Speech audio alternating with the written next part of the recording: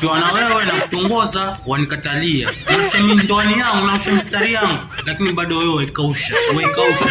Halafu wapata chizi fulani, pande fulani huko. Na kutongoza walikubalia halafu la kukujuzi.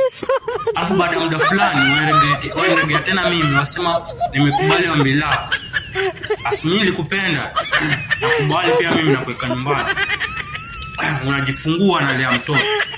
Nagaramikia wewe mtoto anasoma wewe. Amemaliza kabisa, amepata kazi. Alafu wewe senge. Wewe midama wewe. Wale tena wasema mtoto si wako huyu. Oya wewe sina pigo hizo, nimekomaa. Check. Nimegaramikia, nimemsomesha kila kitu. Gharama zote za chakula sijui nini nimemfanyia, alafu wasema mtoto si wangu. Sherehe yangu ni moja. Nachukua wewe na kuua. Na mimi nami najiua na bakisha mtoto. Watu watakuja wahadithi mtoto kwenye wazazi wake walikuwa. Cheki, chezewi. Cheze kugaramkia hivi alafu unajasema eti mtoto si wao. Ina uchungu hiyo.